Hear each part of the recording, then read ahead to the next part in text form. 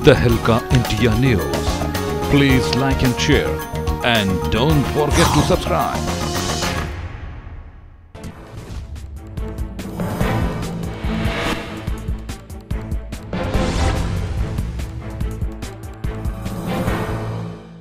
नमस्कार, स्वागत है आप सभी का तहलका इंडिया न्यूज में। मैं हूं योगेश तस्मर और आप देख रहे हैं खबर उत्तराखंड। चलिए शुरू करेंगे खबरों के सिलसिले को। सबसे पहले बात करेंगे बीजेपी अध्यक्ष अमित शाह के उत्तराखंड दौरे की। जी हां, अमित शाह आज आपको याद है कि उत्तराखंड की राजधानी देहरादून पहुंचे, जहां उन्होंने एक रैली को संबोधित किया। जी हां, आपको याद है कि देहरादून के परेड ग्राउंड में इस रैली का आयोजन किया गया था, जिसे अमित शाह ने संबोधित किया। अपने संबोधन में अमित शाह ने बीजेपी सरकार की उपलब्धियों का जमकर जिक्र किया और उसके बाद उन्होंने कांग्रेस पर जमकर निशाना भी साधा। बीजेपी अध्यक्ष अमित शाह ने कहा कि जब पीयूष गोयल देश का बजट पेश कर रहे थे, तब जोश में बोलने वाले विपक्षियों के चेहरे की हवाइयां उड़ गई। कांग्रेस अध्यक्ष के चेहरे से नूर गायब था। अमित शाह ने कहा कि मोदी सरकार द्वारा कल पेश किए गए बजट में किसानों के लिए की गई घोषणा से 12 करोड़ किसानों को फायदा होने वाला है। बीजेपी अध्यक्ष ने कहा कि देश की आज़ादी के बाद से पहली बार देश को सबसे बड़ा रक्षा बजट मोदी सरकार ने दिया है। उन्होंने ये भी कहा कि उत्तराखंड में 4 धाम यात्रा बेहद कठिन यात्रा है। प्रधानमंत्री ने यहाँ के लिए ऑल वेदर रोड का तोहफा देकर यात्रा को हर मौसम के लिए सुगम बनाने का प्रयास किया है। अमित शाह ने भी कहा कि केंद्र में नरेंद्र मोदी की सरकार और उत्तराखंड में त्रिवेंद्र रावत की सरकार है और ये दोनों सरकार फास्ट ट्रैक पर उत्तराखंड के विकास को आगे बढ़ाने का काम कर रही है। अमित शाह ने यह भी कहा कि बीजेपी चाय बेचने वाले को भी पीएम बना देती है। मित्रों, देश के 11 राज्यों में किसानों का ऋण माफ करने की घोषणा हुई है। आपने भी 2009 में किया था। 57,000 करोड़ रुपया का ऋण माफ हुआ था। जरा जोर से बोलो कितना, और जोर से बोलो कितना, और 3 करोड़ किसानों का हुआ था। कितना, जोर से बोलो कितना। ये घोषणा जो मोदी जी ने की है, 75,000 करोड़ रुपया किसानों को मिलने वाला है और 12 करोड़ किसानों को इसका फायदा मिलने वाला। मोदी जी की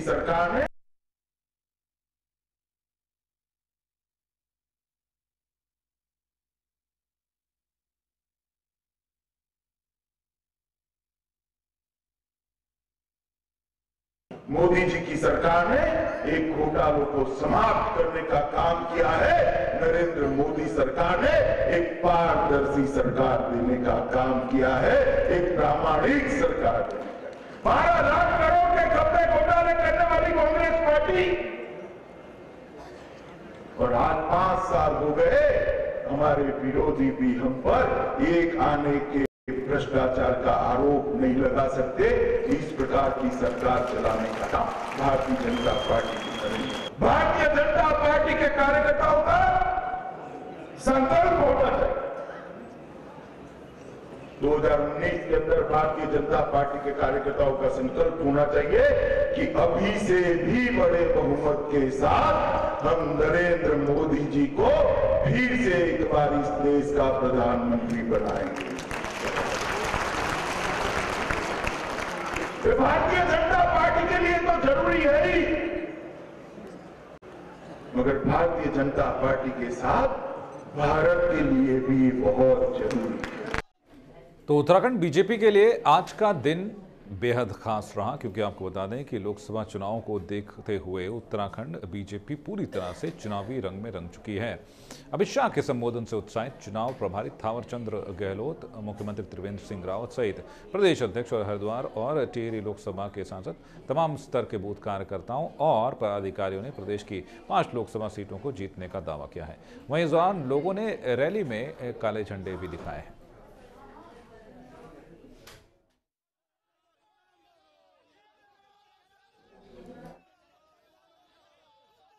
के इस दौरे के दौरान जो है उन्हें काले झंडे भी दिखाए गए हैं और इस दौरान आपको बता दें कि पुलिस को कड़ी मशक्कत इन कांग्रेसी कार्यकर्ताओं को हटाने में करनी पड़ी है। यहाँ धक्का मुक्की भी हुई है कांग्रेसी कार्यकर्ताओं और पुलिस के बीच और अमित शाह के इस दौरे का विरोध करते हुए दिखाई दिए हैं यहाँ पर कांग्रेसी कार्यकर्ता। आपको बता दें कि बेहद महत्वपूर्ण बीजेपी के लिहाज से बीजेपी अध्यक्ष अमित शाह का दौरा रहा है, क्योंकि जिस तरीके से कहा जा रहा है कि लोकसभा चुनाव के लिए जो है एक तरीके से चुनावी मोड में इस वक्त जो है बीजेपी आ चुकी है, और इसीलिए बेहद महत्वपूर्ण दौरा अमित शाह का ये माना जा रहा है।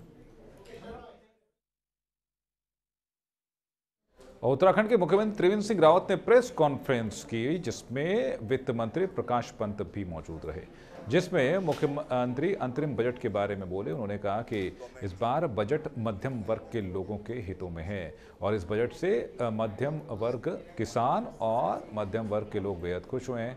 जब पत्रकारों की ओर से उनसे पूछा गया कि राहुल गांधी का कहना है कि किसानों को 17 रुपए रोज देना किसानों का अपमान है, तो उस पर मुख्यमंत्री त्रिवेंद्र रावत ने राहुल गांधी पर निशाना साधते हुए कहा कि राहुल को ये भी मालूम नहीं है कि चीनी बोई जाती है या गन्ने से बनाई जाती है। ये जो भारत सरकार का आज अंतरिम जो बजट है, सच बात यह कि अंतरिम नहीं बल्कि एक तरह से जो देश की जो विकास यात्रा 2014 में नरेंद्र भाई मोदी जी के नेतृत्व में प्रारंभ हुई, वो कितनी तेजी से आगे बढ़ी है और उसको कितनी तेजी से आगे बढ़ाने का उनका संकल्प है, वो इसमें स्पष्ट दिखाई दे रहा है। राहुल गांधी जितना किसानी को समझते हैं, उन्होंने उतने हिसाब से अपनी बात की है। जो जिनको ये पता नहीं है कि चीनी बोई जाती है, चीनी गन्ने से पैदा होती है, उनसे इसी तरह के कमेंट की अपेक्षा की जा सकती है। और आने वाले लोकसभा चुनाव के लिए दावेदारों के नाम भी सामने आने लगे हैं। अल्मोड़ा में लोकसभा चुनाव के लिए आरक्षित सीट पर कांग्रेस से महिला दावेदार गीता ठाकुर और हरीश चंद्र आर्य ने दावेदारी ठोक दी है।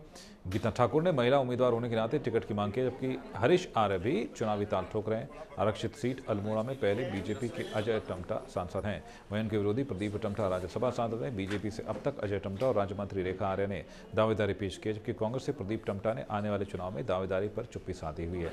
हालांकि प्रदीप टम्टा ने अल्मोड़ा लोकसभा में अपनी सक्रियता बनाए रखी है।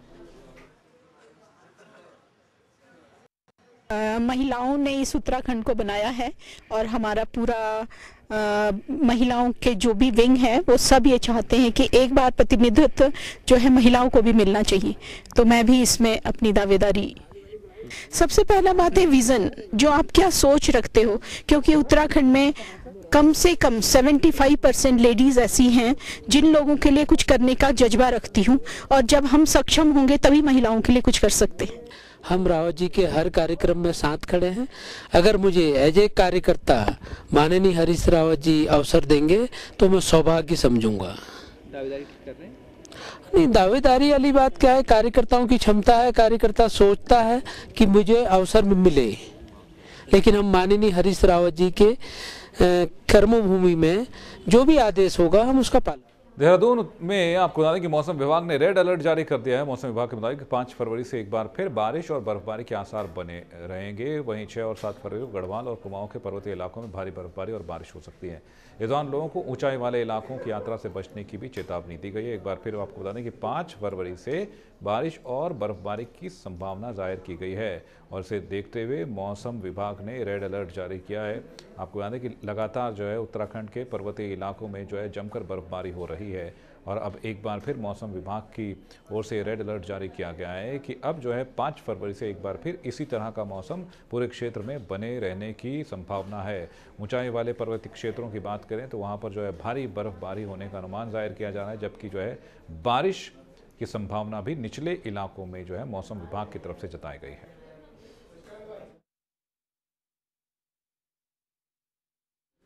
और यहाँ वक्त को चला एक छोटे से ब्रेक का। ब्रेक के बाद फौरन हाजिर होते हैं, कहीं जाइएगा नहीं, बने रहिए तहलका इंडिया न्यूज के साथ।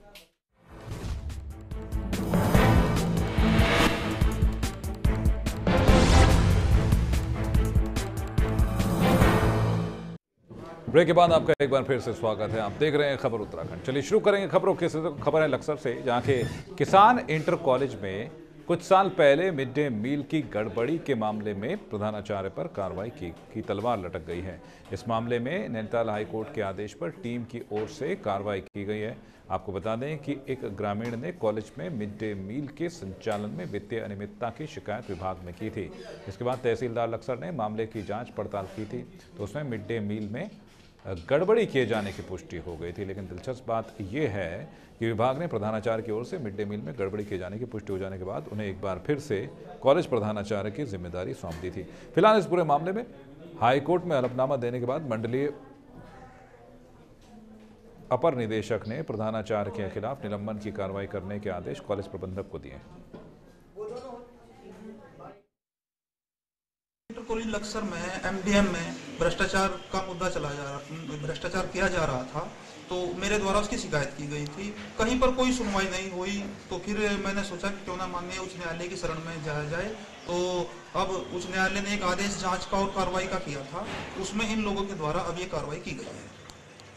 गंगा से हुए भूमि कटाव के मुआवजे के वितरण में तहसील प्रशासन ने बड़ा खेल कर दिया है। डीएम के आदेश पर की गई जांच में एक ही गांव में 23 ऐसे नाम सामने आ गए जिनके पास खेती की जमीन न होने के बावजूद उन्हें लाखों रुपए बांट दिए गए। जांच रिपोर्ट के बाद अब प्रशासन संबंधित कर्मचारियों के खिलाफ कार्रवाई की तैयारी कर रहा है। जांच रिपोर्ट की माने तो गांव के कुल 23 लोगों को पात्र न होते हुए भी 7,29,225 रुपए के चेक दे दिए गए। इनमें से अधिकांश किसानों को जिस जमीन में कटाव का मुआवजा दिया गया है, सरकारी दस्तावेजों में वो भूमि उनके नाम से दर्ज नहीं है। कुछ की जमीनों में कटाव न होने के बावजूद उनके नाम सूची में शामिल करके चेक दे दिए गए। इस मामले में उप जिलाधिकारी कौस्तुभ मिश्रा ने बताया है कि गलत तरीके से बांटे गए चेक की रिकवरी के आदेश दे दिए गए हैं और साथ ही दोषियों के खिलाफ कार्रवाई भी की जा रही है। कुछ चेक जो बटे हुए हैं उसमें ये शिकायत थी कि कुछ चेक में लेखपाल ने त्रुटि करके जो रकबा है उससे कुछ अतिरिक्त दे दिया है, तो उस धनराशि को कैलकुलेट करवा लिया गया है। तहसीलदार को निर्देशित किया गया जांच के लिए, और जो त्रुटि हुई है उसको लेखपाल को जो है उसके खिलाफ अनुशासनात्मक कार्रवाई कर दी गई है। और यथाशीघ्र जो धनराशि जो भी मुआवजे की राशि, अगर कहीं जमीन जैसे 15 बीघे थी तो 16 बीघे का अगर मुआवजा, जो भी अतिरिक्त मुआवजा गया उसकी रिकवरी कर ली जाएगी, और रिकवरी यदि संभव नहीं है तो लेखपाल के ऊपर उसकी वित्तीय जिम्मेदारी बनी। उत्तर प्रदेश से उत्तराखंड के रास्ते नेपाल मादक पदार्थों की तस्करी करने वाले नेपाली युवक को पुलिस ने पुलिस ने 10 ग्राम स्मैक और 112 नशीले इंजेक्शन बरामद किए। पुलिस के मुताबिक लंबे वक्त से उन्हें सूचना मिल रही थी कि सीमा पर नेपाल की ओर से तस्करी की जा रही है। उत्तर प्रदेश के पीलीभीत जिले से स्मैक और नशे के इंजेक्शन की अवैध तस्करी का कारोबार किए जाने की सूचना मिल रही थी। वहीं सूचना पर आरोपी नेपाली नागरिक को स्मैक और नशे के इंजेक्शनों के साथ गिरफ्तार किया गया। आरोपी के खिलाफ एनडीपीएस एक्ट के तहत मामला दर्ज कर उसे जेल भेज दिया गया है। लगभग आधे 8 बजे एक नेपाली मूल के प्रताप नेपाली नामक व्यक्ति को स्मैक और नशीले इंजेक्शन के साथ गिरफ्तार किया है। इस संबंध में काफ़ी दिन से शिकायत मिल रही थी नशीले इंजेक्शन की। ये पीलीभीत उत्तर प्रदेश से नेपाल सप्लाई करते हैं, इसमें पुलिस ने एक सफलता हासिल की। धर्मनगरी हरिद्वार में पॉलिथीन के खिलाफ नगर निगम का अभियान लगातार जारी है। नगर निगम के अधिकारियों की टीम ने ज्वालापुर क्षेत्र में अवैध रूप से संचालित पॉलिथीन के कई गोदामों पर छापेमारी की। इस छापेमारी के दौरान भारी संख्या में गोदामों से पॉलिथीन नगर निगम अधिकारी की ओर से जब्त की गई है। यही नहीं, नगर निगम की ओर से मौके पर ही गोदामों के 5000 के चालान भी किए गए। नगर निगम के अपर मुख्य नगर आयुक्त का कहना है कि जिलाधिकारी के निर्देशानुसार चेकिंग दौरान क्षेत्र में पॉलिथीन भारी संख्या में पकड़ी गई। उसी क्रम में आज जो बड़े गोडाउन्स हैं हमारे यहाँ ज्वालापुर में, शिकायत हमारे पास ऐसे आई थी कि ज्वालापुर में कुछ बड़े गोडाउन्स हैं जहाँ से कि पॉलिथीन की सप्लाई होती है, तो उन गोडाउन्स पे हमारे द्वारा छापेमारी की गई है और कई कुंटल पॉलिथीन जब्त की गई है। ये 5000 का चालान पर केस पर किया गया है और इसमें जो पॉलिथीन यहाँ जब्त करके लाई गई है उसको हम डिस्ट्रॉय करेंगे। जागरूकता कार्यक्रम भी कहीं चलाए जा चुके हैं और इस बार अब ये छापेमारी अभियान ही हमारे द्वारा लगातार जारी रहेंगे। आज कई जगह पर चेकिंग तो हमने टिहरी जिले के बड़ोगी चौआलखेत मोटर मार्ग के शिलान्यास के मौके पर टिहरी विधायक धन सिंह नेगी ने कहा है कि चौआलखेत को पर्यटन गांव के रूप में विकसित किया जाएगा।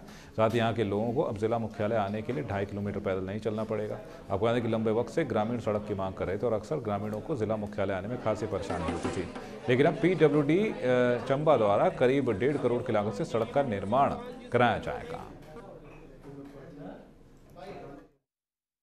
चंबा विकासखंड का ग्राम पंचायत बड़ोगी बहुत बड़ा गांव है। इसका जो है रेवेन्यू जो चौआलखेत है, लंबे समय से जो है सड़क मांग के कारण ये लोग परेशान थे। जब मैं विधायक बना तो मैंने इनसे वादा किया था कि आने वाले समय में मैं इस रोड की मांग पूर्ण करूँगा। और आज मुझे खुशी इस बात की थी 22 माह के कार्यकाल में 257 किलोमीटर स्वीकृत की है।